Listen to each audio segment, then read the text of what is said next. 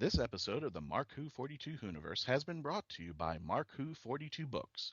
They carry rare and unique Doctor Who books at an affordable price. Catch up on Doctor Who favorites before the new series arrives.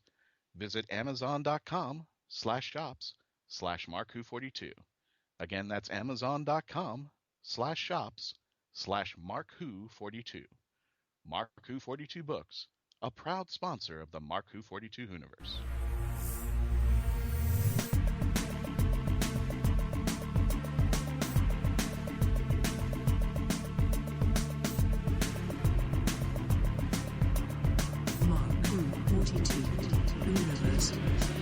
Welcome to Mark 42's Hooniverse, Doctor Who Hooniverse, that is. I'm your host, Mark-Baumgarten, and with me today are... Trish-helm. And eduardo-m-freyre. My costumes don't need anything to zazz them up. That really drives you... Oh, sorry, it's Christian. Hey, Christian-basel. Christian, how's it going? It goes well. How you guys doing? We're doing good, I think. Can't complain. Awesome. But, you know, we could talk and talk about how well we're doing, but I think we should go right to...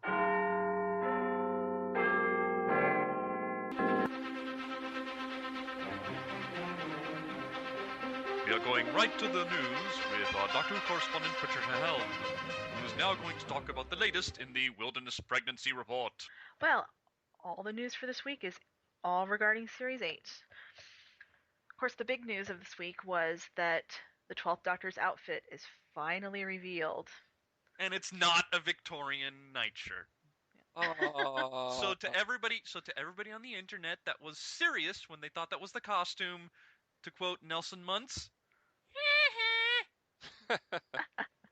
little Springfield humor in there, I guess. His outfit, at first I thought it was all in black, but it's actually dark blue. Mm-hmm. And his coat has a red lining, which, kind of brings to mind another certain Doctor with a red lining. It totally looks like a classic Doctor outfit. It's not a leather jacket. It's not a suit. It is a costume. I mean, it looks like a classic Doctor. He looks like a classic Doctor, should I say. And to quote Peter-Capaldi, he said that the 12th Doctor, he's woven the future from the cloth of the past. Mm-hmm. Simple, stark, and back to basics. No frills, no scarf, no messing. Just 100% rebel Time Lord. Oh, yeah. I'm excited. I really am. I think Peter's going to do a great job. I know when the costume was first revealed, funny we should mention classic Doctors, yeah. When the costume was first revealed, a bunch of people were saying it reminds them of John Pertwee. Yeah. A picture that's getting tossed around Facebook a lot is Capaldi side by side with John Pertwee. He's got the same hand gesture in the still shot that Pertwee had in one of the promotional shots. I'm kind of slightly disturbed about the pelvic thrust that really drives you insane. Oh, yeah. Did you see that? I posted. I don't know if I posted it on our Mark Who 42 site. I posted, I think, on the Weekend TARDIS site. Someone made a little dancing Capaldi costume. Did you see that? Yeah, I saw that. It's really... Maybe I should put it on the Mark Who 42 page, because it's just so... Yeah. It's lovely. Silly. And the pelvic thrust really drove me insane. Let's do the time again. You know what? As long as it's not as long as it's not that Doctor Who dancing doctors Christmas thing, that was just nightmare fuel. That'd be great cosplay, the dancing Capaldis, and they come in and what's that thing? What's that thing where people all of a sudden start dancing? What, a flash mob? Flash mob, yeah, flash mobbing dancing Capaldis. I'd pay real money to see that. Oh lordy! The whole point of a flash mob is now at your local mall. You don't have to pay money to see a flash mob. Flash mobs are free. But I'd still take my money. Still take your money? I'll take your money. I'll take anybody's money. Anybody have money? Send it to mark@markwho42.com. Send a little Kanye coin or something, and just I'll take it. Oh. I need some coinage. I need some coinage. So what did you guys think of the outfit? Are you happy with it? I'm very happy with it. Oh, yeah. It brings shades of... It does bring shades of Pertwee, like we just said. It totally works for me. No, I heard some people say that they thought something was missing from it, that there seemed to be something that could be added to make it better, but I don't know. What do you think, Christian? That's what I was thinking too. It just kind of looked like bland, but then again, I wanted to see it in action, so there are some spoiler videos out there where he's moving about, walking with Claire, getting a hug from Claire. So I got to see it in action, and I was okay with it. But yeah, I was sitting there going like, couldn't you use like a black tie or something, like a little one of those, not bow tie, but you know what I'm talking about, the bow tie kind of deal. Bolo tie? Bolo tie, yeah. That's too 90s.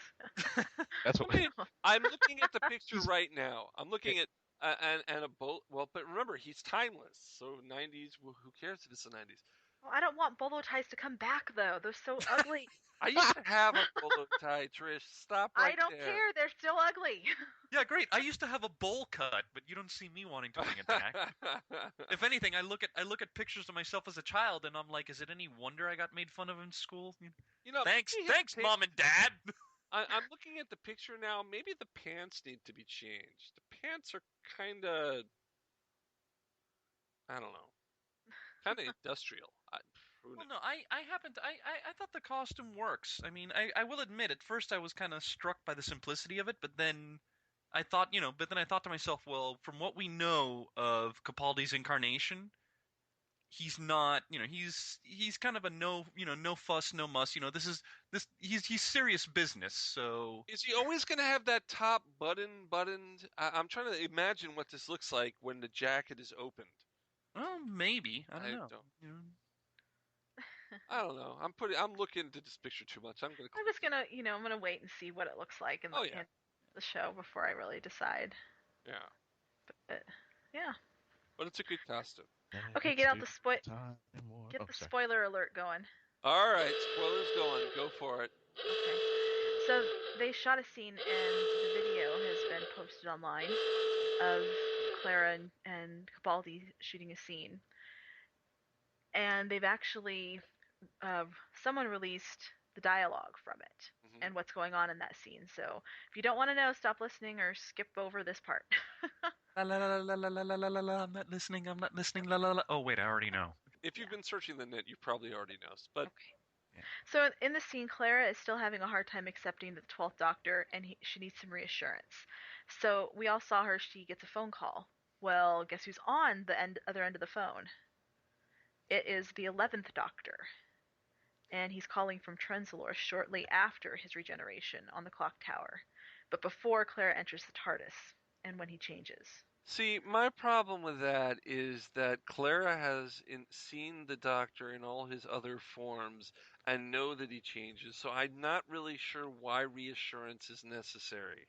Okay, well, I think we had this conversation before. The thing is, there's a difference between being kind of there's a difference between being like a distant observer and then actually interacting with somebody on a one-on-one basis, constantly.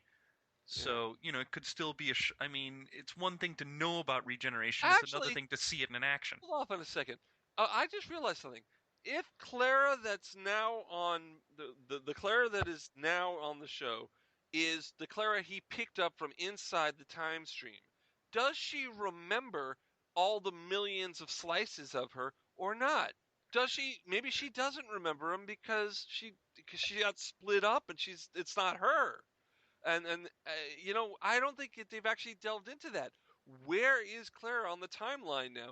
Because she was picked up from inside the timeline after she split, but that means she split. She's no longer, those parts of her are not her, so she doesn't remember them, or does she? Well, in Name of the Doctor, she did say, I've had many faces, many lives. Right, so you're saying that she does remember all the million or whatever lives that she lived? I think it said, doesn't she say that, isn't there part of the dialogue where she says that sometimes she remembers and sometimes she doesn't? Oh, sometimes the Doctor remembers. Oh, okay, the Doctor. He doesn't. It's the Doctor. The Doctor doesn't remember. He only remembered on a few instances, such as the Asylum of the Daleks and the Snowmen. He remembered those. He doesn't normally remember. Well, and also, you said that, she knows that he changes, but I don't think she's ever been there for a regeneration. Right. But also, if you remember, the last line when she's stumbling through his timeline is, "I was born to save the Doctor. Remember, he was supposed to die on Trenzalore, and then she was there to rescue him." So then she does remember every life. I don't know. I just don't know how. I just remember that line. How could a human mind remember that much? I mean, I don't know. It's just something we'll have to look into. I'll have to, and maybe we should pose this question to our fans. You know, what does she remember? Moffat. Do you want to hear some of the dialogue from that scene? Oh, definitely. Oh yeah. No, I mean, you know, maybe it might be real, it might not. The spoiler this already is been hit. kind of might incomplete. Well. Yeah. So Claire gets a call and she says, "What do you mean it's the Doctor?" And he says, "I'm phoning you from Trenzalore." And she says, "I don't understand." And then he says, "Well, from the past, from before I changed. It's all still to happen for me. It's coming, though, not long now. I can feel it." And she asks, "Well, but why would you do this?" And then it's kind of inaudible, but 11 reassures her about 12.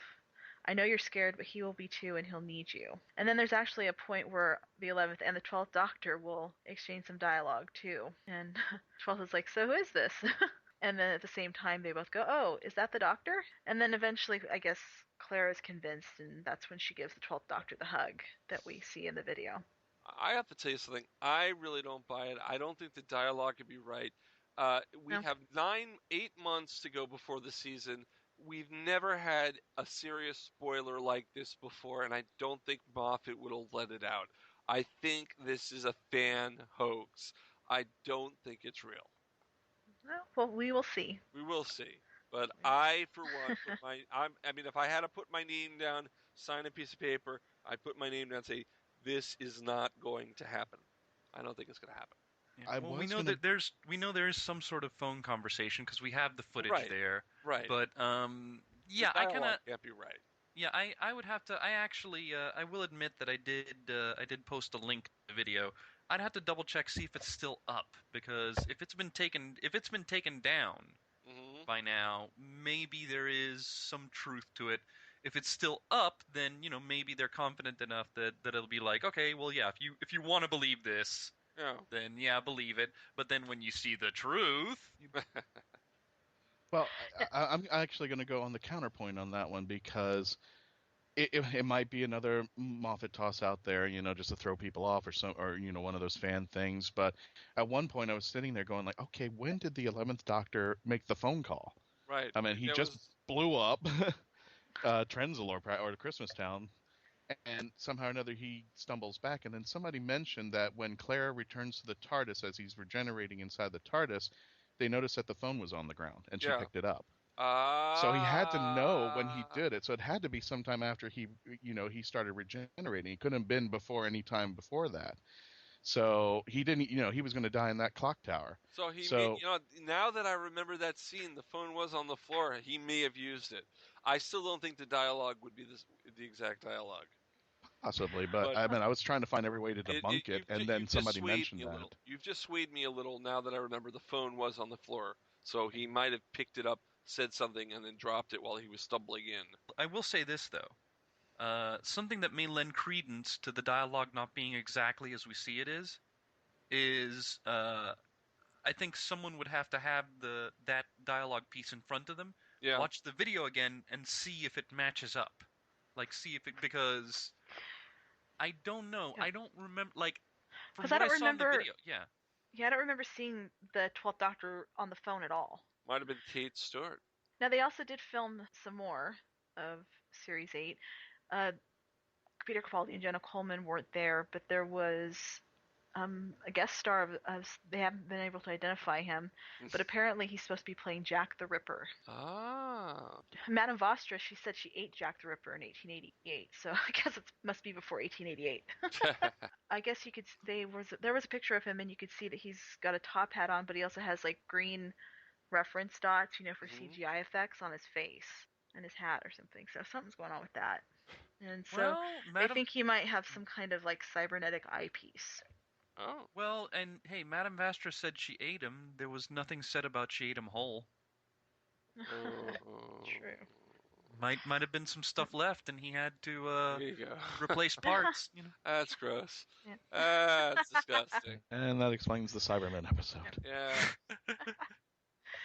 Now, here's something also kind of crazy. On Amazon.co.uk's website, you can already pre-order Series 8. Yes, you can, and it's gotten 5 stars. I know, the reviews are actually pretty funny. No, how do we know? Someone must have went through a, go ahead, Christian, time warp. Wibbly-wobbly, timey-wimey survey. Let's do the time warp again. Let's do. Now the Blu-ray version of it is region-free, so if you really want to pre-order it in the US, you can pre-order it because it's region-free. So, Woohoo. Yeah. So now am I the only one that thinks of that Spaceball scene where Dark Helmet is at the... What's this? We're at now. Everything that's happening now is... When will then be now? Pifcon the plaid. Oh, this pregnancy is hurting. Anything else? Yep. Labor pains already, huh? Oh, yeah. But She's rated the fridge. Yeah.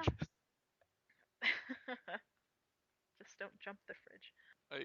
Nuke the fridge. Yeah, nuke the fridge, whatever. Anyway, this one isn't really news of sorts, but it was just something fun that someone noticed, and I probably would have noticed it last night too, or the other night. Did you guys watch The Big Bang Theory? No, I missed it. I missed the alternate Comic-Con episode. Yep. Yeah, I missed it.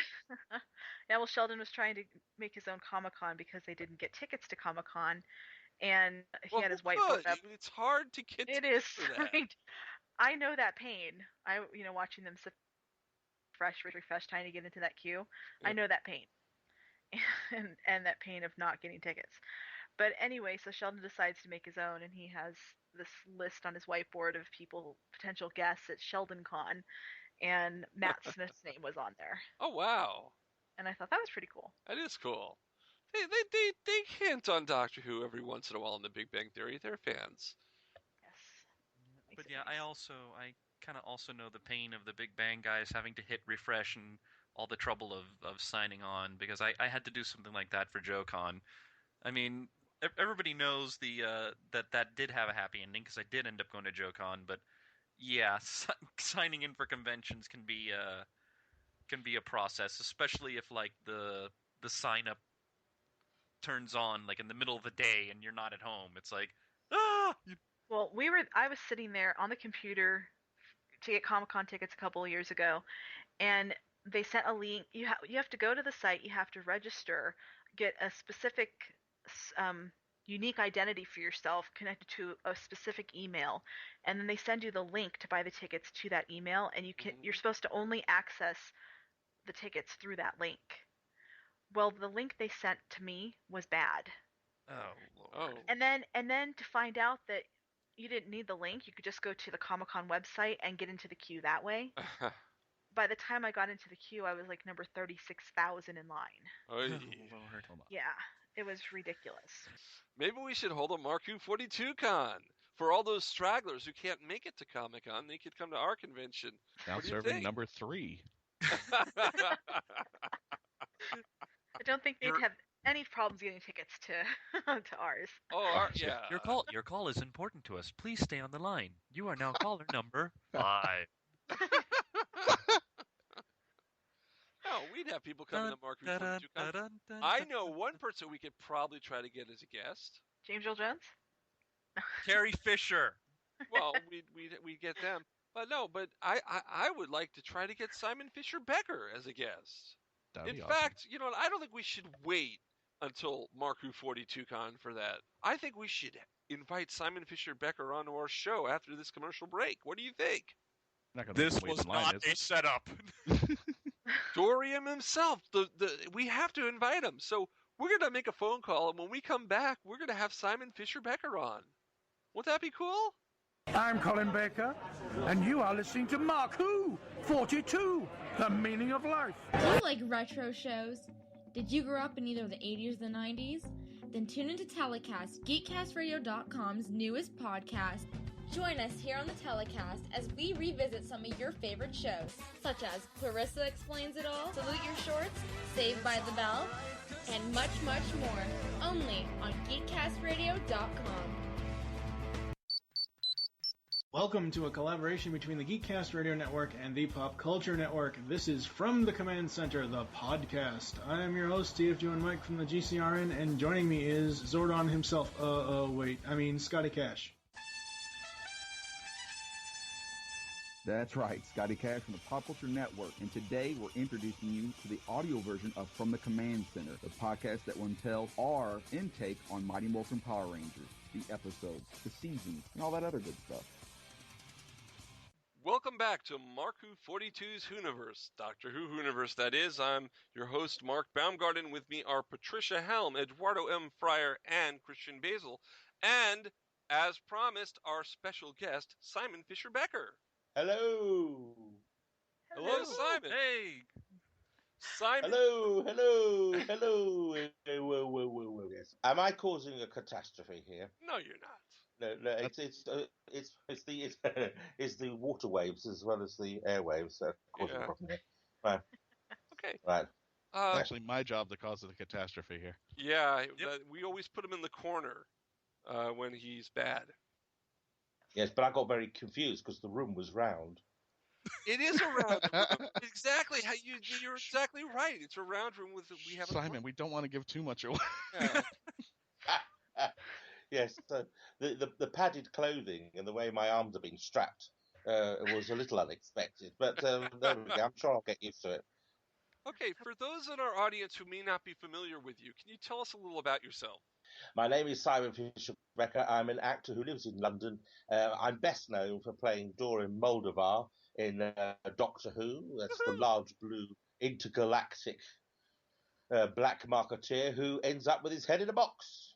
But I've done lots of other stuff. One of the things is you were in Harry Potter. Yes, very, very briefly.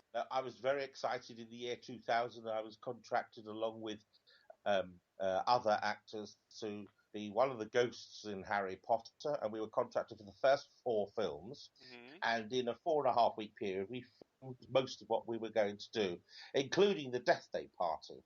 But it all got cut out. Oh. None of it. I was so disappointed when that was cut out. It was all cut out, and I'm lucky. At least I have a very brief appearance. Rick Mail, who was Peeves, the poltergeist, got cut out altogether. And I always say, and I try and joke about it, because my name in the credits is on screen longer than I am. Oh, God. Hey. But the irony is, once I appeared in Doctor Who and started going to conventions, etc., Harry Potter fans were coming up because, of course, they Googled me, and there was this reference that I'm in Harry Potter. So yes, I am there very, very briefly at the sorting ceremony of the first film. You were also in one of my favorite sitcoms in one episode, One Foot in the Grave. Oh, yes. That was very early. That was about 1992. 1993. Yes, I probably made it in 92. Yes, so then it got broadcast in 93. Yeah. And you played a magician in The Secret of the Seven Sorcerers. Indeed. Yes, that was a very intriguing time. We filmed it before a live audience as well, which was good fun. You've also done... You were in... I didn't know this, but you were in Les Miserables. Yes, intriguing story. They were at the time. They said they were looking for actors who couldn't sing or dance. Well, of course, I went to the top of that list, and I was asked to just be in the ensemble for the scene "Master of the House."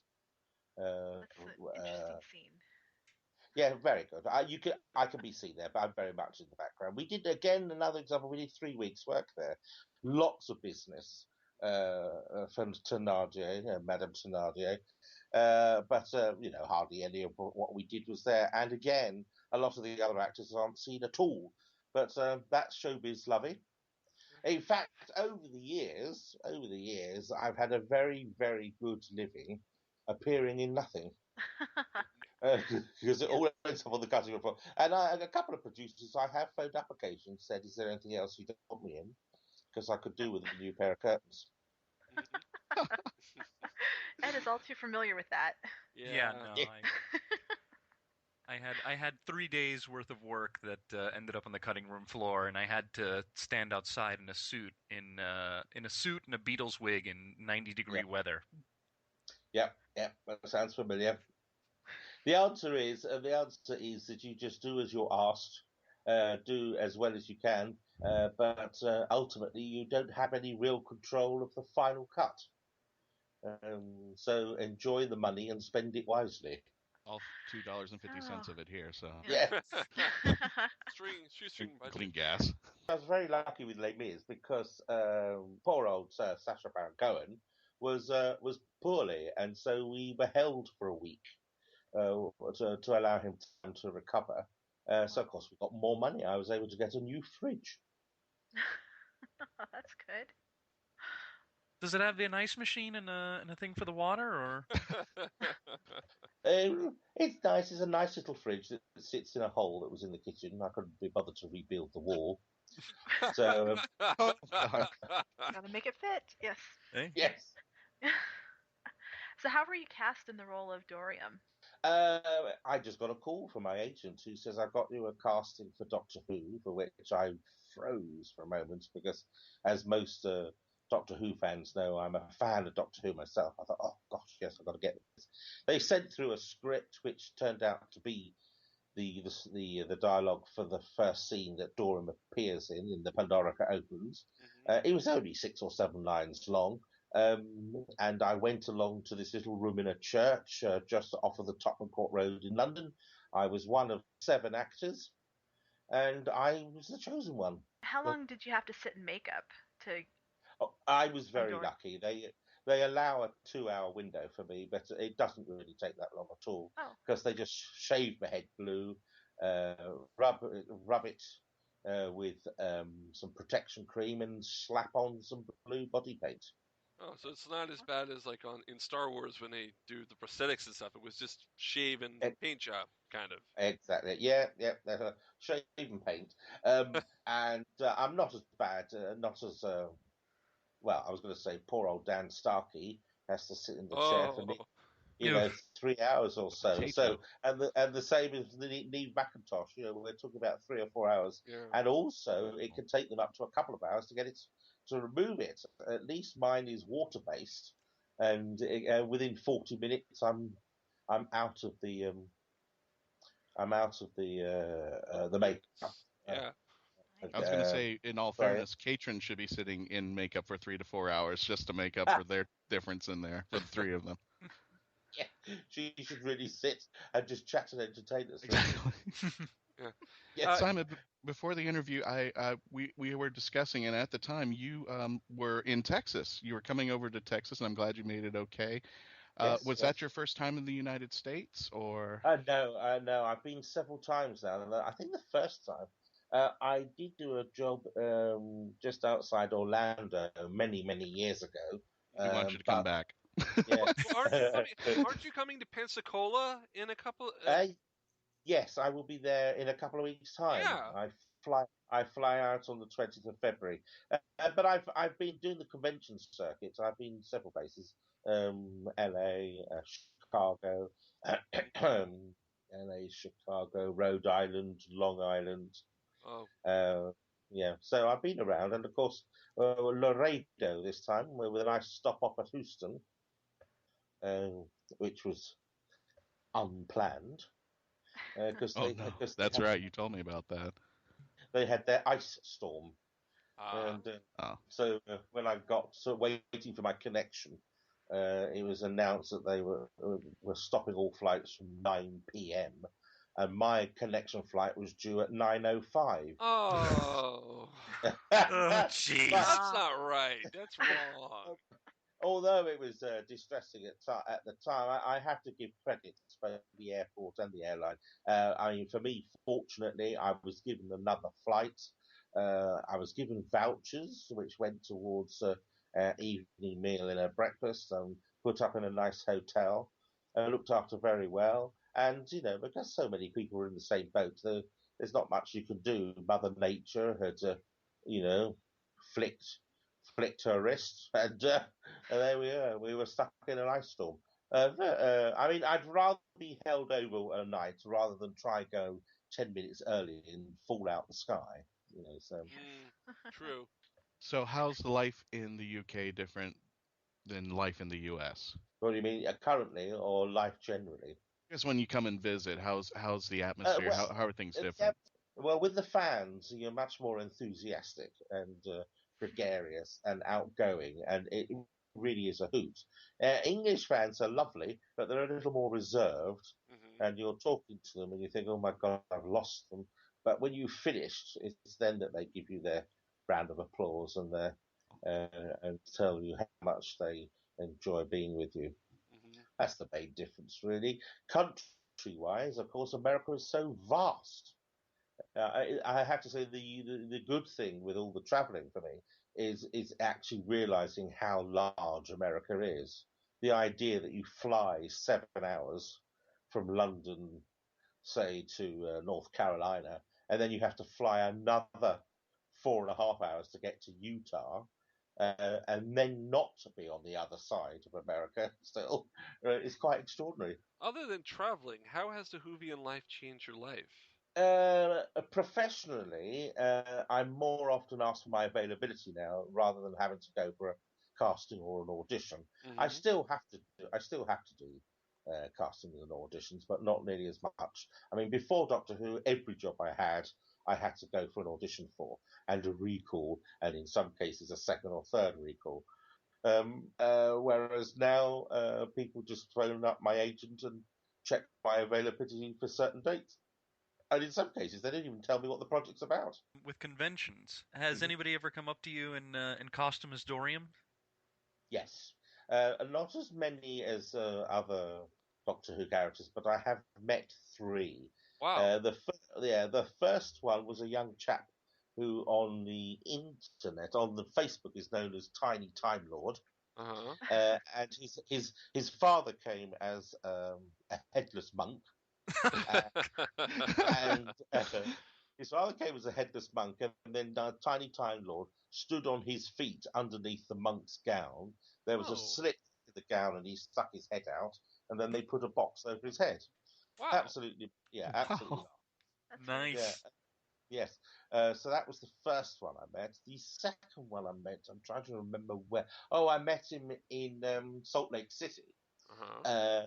And he had like a wooden collar on which he put the box where his head was, and then the rest of his body was the plinth. So from the wooden collar, he had hanging a black curtain. So that was very good. And then at Melbourne, in Australia, we had a chap who just came entirely in the Dorium outfit, complete with the crescent moons. And the gown and everything. Absolutely fantastic. So pre-head in a box Dorium. Yes. Pre-head in the box, yeah. By the way, if I can ask you something about playing the character, because I was wondering about this.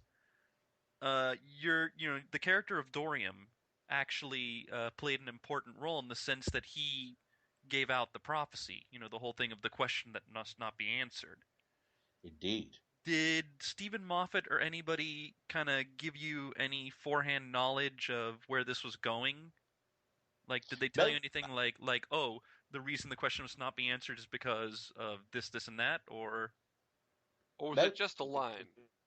Just sent the script, and it was the line. And I must admit, when I read the script and I got to that line, I was turning the pages, thinking that there was more to follow. So when it sort of dawned on me that not only had I been given an iconic line, because you could tell that from the start, it was given to me. I had the honour and the privilege to be that, and there was a momentary pause as I sort of thought to myself, my God, I've got to get this right. Because it wasn't only the last line of the episode, but it was the last line of the series. Yeah, so there was a momentary, oh my Lord! But after about 10 seconds, I bounced around the room like Tigger, thinking, oh, this is going to be really fun. Yeah. Yes. Wow. And they asked me to do it 2 or 3 different ways. I must admit, 2 other ways. After saying the last Doctor Who, I cackled like a maniac I went, Doctor Who. Oh no!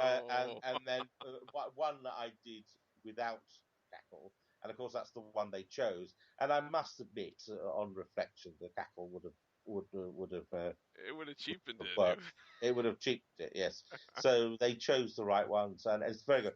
And it's so extraordinary. I can absolutely tell you, if I got $1 for every time that phrase is used in a fan production, I could retire. I bet you could.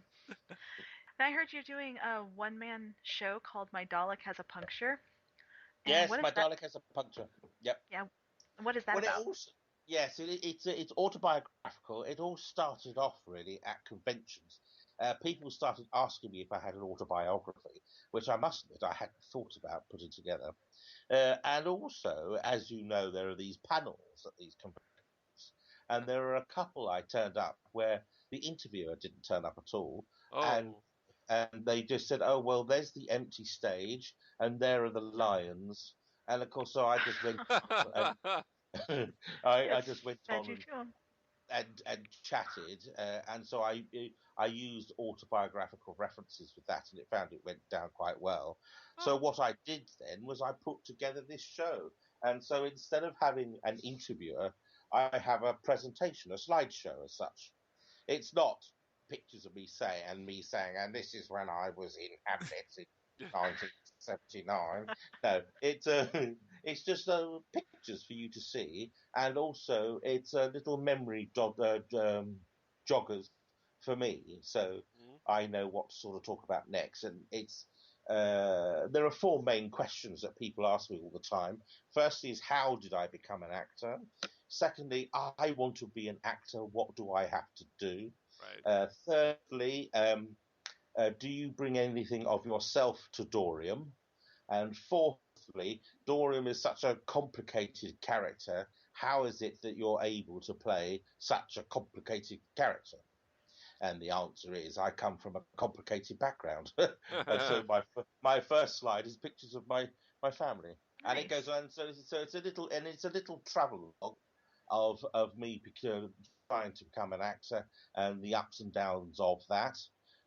In the middle, there is a sort of a lecture, as if it were, about what tools of the trade you required, and it's very anecdotal, and I rant on like a raconteur, and I tried it out in Australia, Rhode Island and Long Island, and it went down a hoot. So that encouraged me to build and do a UK tour, which I'm doing this year, which starts in April. And all the details can be found at my website, which is www.fisher-becker.info. Very cool. Hopefully, maybe you can come do a US tour. Then that's my intention. Then is to actually do it. Hey, can you if you do a U.S. tour, can you swing by South Florida? Oh yeah. Christian's in Orlando, but Mark and I are South Florida, so. Yeah, my intention is to go out and do a tour of play rather than just do the conventions. I mean, at times I will be able to do it at conventions, right? Hopefully, so you can kill two birds, as they say. But my intention is to go to little art houses around the States, whoever wants me. There are some in Miami. There are some art houses. God, you could definitely be down here. I've got a half sister in Florida as well, so it's an opportunity to catch up with her. So. Oh, there you go. Oh, geez. Yeah. Where in South Florida is she? No, well, she's not. Well, I don't know. It's not. She's sort of mid-Florida. She's just slightly north of Orlando, in a place called Titusville. I know where Titusville is. Oh, yeah. It's right near the neighbors Cape, right here. The Cape. It's right near Cape Kennedy. See, I'm the Orlando kid, and Mark and Ed are the South Florida kids. So. And Trish is the Reno girl. She's all the way near Las Vegas. But yeah, I feel you. I feel you. What you've said about the U.S. being so vast, because I've gone out to visit Trish twice now. So yeah, Well, I didn't spend more than 12 hours like on a plane grand total. It took like 5 hours or so to get to her. Yeah. I mean, that's the whole thing. It's the logistics of it, really, and I need to get some funding for that and some sponsors. Maybe a Kickstarter campaign. Yes. But it is my intention because I have to say, in the States in particular, people seem to take me a little more seriously than they do in the UK. So it'll be an opportunity to come and say hello and thank you very much. And also, I'm building a second and third show. The second one is called My Dalek Has Another Puncture. A sequel. Which is really autobiography of what's happened to me since becoming Dorium. And then there's something else I'm working on called Essential Fatty Acids. Oh. Oh my. Okay. Nice. Yes, it's Fat Man getting his own back. Could be like worse. it. It's a good I have title. a stage play going around that my Dalek has a puncture repair kit, so I Oh, didn't well, want that's cool. to. If you want to use that for the third one, you can. Maybe it could be the inner tube. Yes. There you go. There you go. Simon, you grew up as a Whovian, just like the three of us here in the old Whovian days. If I'm not mistaken, Troughton is your doctor, right? Well, he's the one I say is my doctor. I do remember William Hartnell. I was born in 1961, so I was 2 when the first episode aired. So I freely admit I don't really recall the first episode. But I do remember the back end of William Hartnell and him changing into Patrick Troughton. And Patrick Troughton was such an absolute contrast to William Hartnell. Yeah. But he introduced a more wacky element to Doctor Who, which subsequent Doctors have sort of grasped elements of. So, yes, so I always say Patrick Troughton is my Doctor. I love them all, to be honest. And Matt Smith, of course, is my special Doctor because I got to work with him. Well, what about Peter Capaldi, the new Doctor? What do you think about him? Yeah, absolutely fantastic. I know that there's it's a polarizing conversation but I've seen Capaldi on stage in both comedy and drama, and in my opinion, he's excellent. Yeah. And after all, he's an Oscar-winning director, Yeah, a BAFTA actor. He's an award-winning writer in his own right.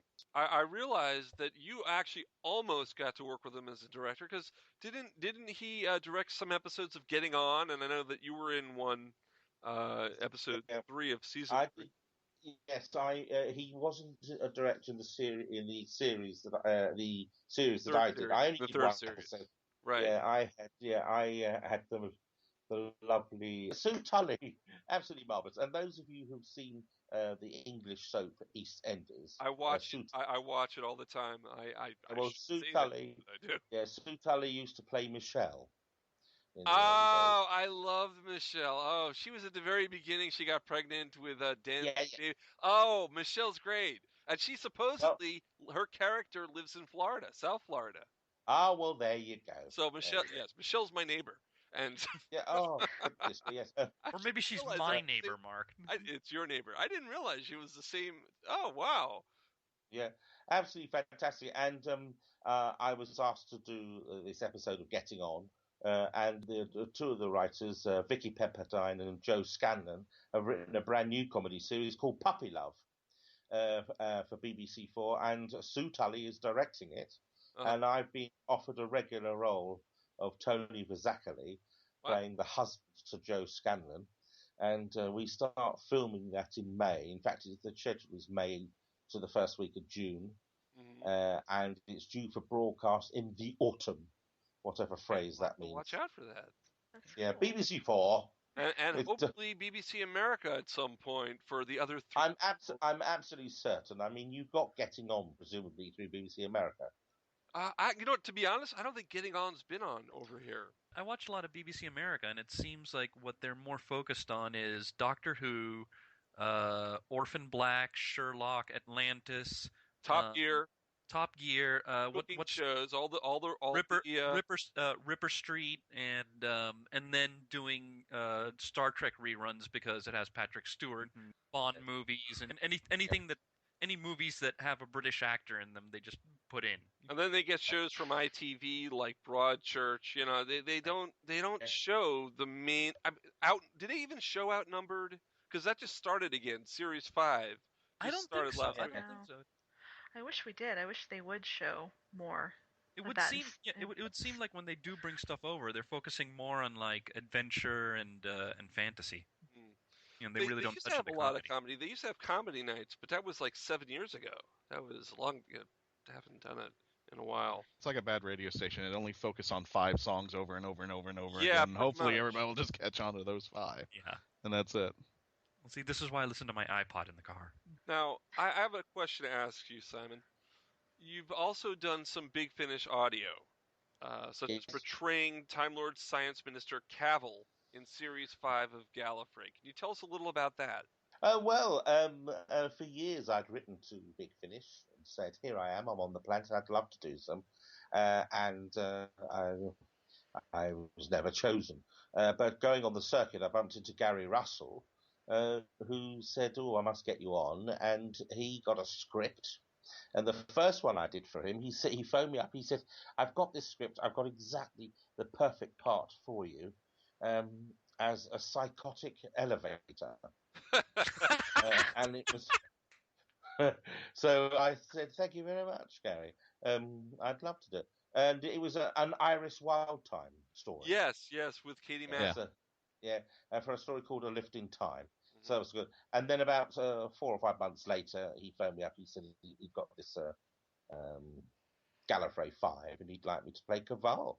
And it was marvellous. And you go to these very funny studios and meet your heroes.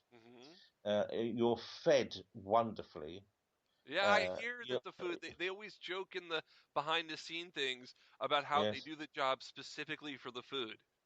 Yeah, no, the food, I would definitely pay for the food. Yeah, very good. It's always fresh, always healthy, plenty of it. And because now when you become you do become part of the Doctor Who family, I still get a little nervous when I'm meeting people for the first time. I mean, I was very nervous at meeting Katie Manning, for example, and it's only when I met her that I realised I needed to bother. Such a wonderful. Yeah, I'm not going to repeat that. Don't worry. No, I do get very, very nervous about meeting people, particularly actors who I used to watch when I was a kid. You know, it's a very strange sensation, but it's also lovely and really good fun. I love working in an audio environment anyway, and it is surprisingly tiring because you have to put a lot more energy into your voice to get over what you're trying to do. You haven't got the luxury of having your body language to help with communication. Now, for those of you who have not listened to Series 5 of Gallifrey, this may be a little... it's a big spoiler, so close your ears for just a second. Simon, you got the chance to be exterminated by a Dalek. What did you think about that? Did you enjoy it? Was I exterminated by a Dalek? You were exterminated by a Dalek, I thought. I guess maybe... What I can tell you is when we did record that bit, everybody else had to leave the studio. So it was just me and Gary Russell and a couple of engineers. That was it. Okay, just let you know, you were exterminated by a Dalek. I didn't realize it was a Dalek. Simon, they're giving you really bad props because they cut off your head, they exterminate you by Dalek. I mean, when they bring you back, you know what? I try to see if you can negotiate there. Yes, so they keep you alive. Sorry. Yeah, I'm getting the message. Yeah. I'm getting the message. So, yes. I have a tough life. At least job security for the next episode. Hey, Dorium is still alive. He's just in a box. Oh, that's true. Maybe. Come back. Yeah. What do you think? Maybe talk to Moffat. See, hey, can I get a body? Well, it's up to Moffat and whoever, the powers that be. I'd love to come back playing Dorium, and I think it would be better if he did have a body, but you never know. I have no idea. Just got to wait for the call. Let's just pretend that he is that he listens to our podcast. What would you tell him if you brought back Dorium in your image? What would you do with him? Well, there are two things. Firstly, they need to have the backstory so people can know what his debt was. Because I'm constantly being asked what is Dorium's debt. And so there's that. And secondly, I personally would love to have a story where it's just the Doctor, Captain Jack, and Dorium, and they're stuck in a vacuum somewhere, and so it's all dark. You can't see where they are at all. So the whole episode builds into the relationship between those three, and it ends with Jack finding something in a corner, and he unzips the black vacuum, and they walk into a white vacuum. There we go. I only come up with the ideas. I don't put in the polyfiller. That's up to the writers. It's just an idea. I'd watch that. Yeah. Hey. Absolutely. I have a shell of mine, so all I could think was Black & Decker. So. Oh Lord. Oh good grief. Yep. But the main thing I would say to Moffat is just keep up good work. I mean, there are lots of different comments about Moffat, but I'm a fan. So, and for those who don't like things that are complicated, I just say go back and play with your Play-Doh. Yes. He almost. Nice. Did you watch the 50th anniversary? I'm assuming. Absolutely, yes. In fact, I was at a cinema. I was invited to a cinema in Crawley in West Sussex, and I was the only actor there. They had a Doctor Who day, so I was there all day, and then I had prime spot at a screen, and it was very entertaining because they had 4 screens dedicated to it. Wow. And of course, I loved it, but with all the running commentary from the different fans behind, I didn't actually get to hear it properly. And when there was when even just the voice of Tom Baker came along, the whole thing erupted, and they clapped and applauded. So for the first couple of minutes, you didn't hear a word Tom Baker said. But I must admit, I loved it. I loved the idea that Tom Baker had appeared. So I went home and I watched the following day. I watched it. You watched it on the iPlayer? Well, I had it recorded anyway. So. My theater exploded when they saw Capaldi's eyes. Yes, yeah, there was all that as well. Yeah. Right. So wait. So here's my question though. For the theater you were in, see, like Trish and I saw it together. The theater we were at, the audience exploded when Capaldi came on. There were a few claps when Tom Baker came on. I was one of the people clapping, because he's my doctor. So with the theater you were in, Simon, who had the most clapping? Was it Tom Baker, or was it the very brief glimpse of Peter Capaldi? In my cinema, the brief glimpse of Capaldi more got a large intake of breath. It was more, and it's that. Whereas with Tom Baker, I thought the foundations were going to give way. But the other thing the cinema hadn't taken into account was that there were 3 other screens as well. So when the film came to an end, you actually had 4 screens trying to evacuate. Right. And it was absolute chaos because I stayed sitting in my seat, and the organizer was saying, is there a problem? I said, well, we're not going to get out, are we? Because I had to wait for the crowds to subside. But I'm very pleased I was there. It was a wonderful experience. On the actual day that is or was the 50th anniversary. So when people say, what were you doing on the 50th anniversary, I can say exactly where I was. And I had a wonderful day. It was marvellous because the Doctor Who fans are so lovely and extraordinary. And I've got a reputation of chatting with people. So I sat and talked all day and then watched the 50th anniversary, which is marvellous. It wasn't perfect to listen to. I must admit, I like going to the cinema when there are less people, so I can listen and hear and observe.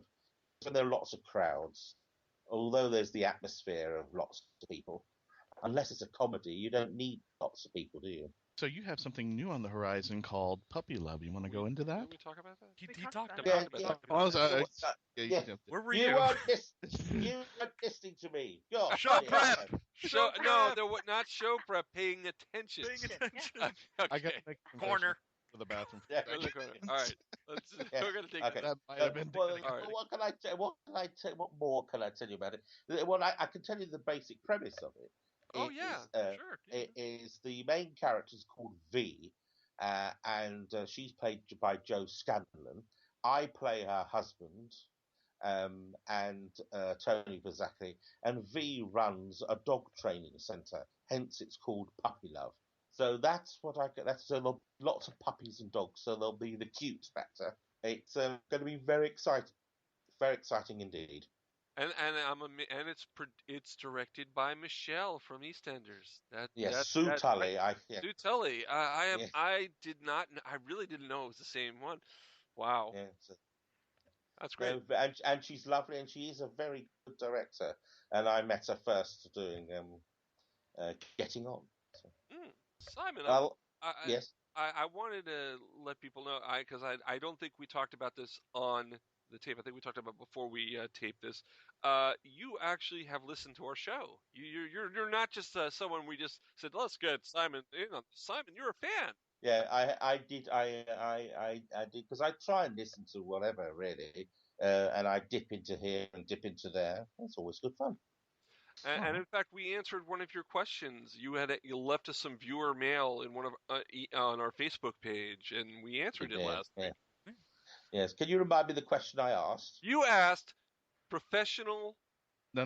Business or fun. Or pleasure. And let me actually bring the origin, because when I started talking to Simon, he mentioned he was coming to Texas, and I asked him the question: business or business or fun. And then all of a sudden he posted that question. I was like, oh, we have to answer that one. So I hope you liked our answers. Well, I wish you luck with all your podcasts. Thank you. And I look forward to listening to this one. I do hope there is some editing going on. Oh, there's plenty. I believe me, this thing gets edited, chopped to pieces. We want to thank Simon Fisher-Becker for joining us on the show today. Simon, if you ever want to return to our show, please let us know. Yes, it's an open invitation. Just let me know when you'd like me to return. Sure. Please remember to visit Simon's site, www.fisherbecker.info. My Dalek Has a Puncture. The UK tour starts on the 4th of April.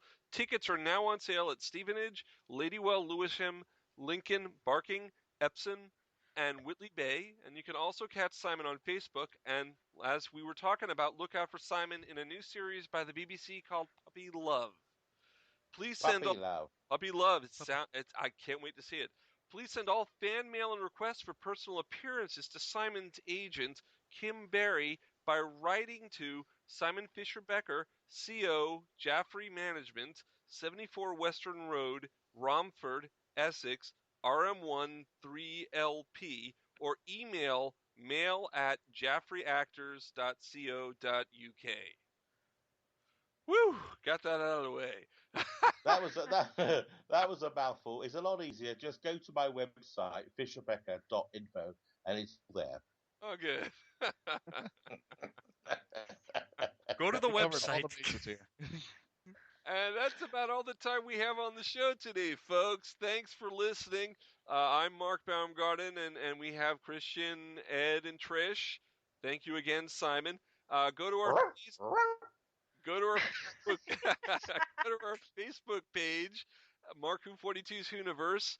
Go tweet us at Mark-Who42. Try out florida-geek-scene.com, geekcast-radio.com, and World of Who, and maybe one or two new places. We'll find out about that soon. Until next week, so long. Thanks a lot, Simon. We really appreciate it. Bye. Mark-Who42's Whoniverse has been written and presented by Mark Baumgarten, Trish-helm, Eduardo-m-Freyre, and Christian-basel. Special thanks to Simon Fisher-Becker for stopping by as our guest. This show is edited, produced, and directed by Mark Baumgarten. Please remember to rate us and listen to us on iTunes and the Stitcher Radio app, and comment on our broadcast at geekcast-radio.com, florida-geek-scene.com, and worldofwho.com. Tweet us at markwho42 and check out our Facebook page, markwho42's Universe. We can be contacted by email at mark@markwho42.com with the subject line, question mark. Doctor Who and his properties are owned by the BBC, the British Broadcasting Corporation. This podcast is streaming from markwho42.com. This podcast is owned and copyrighted by Mark-Baumgarten 2014. Doctor Who!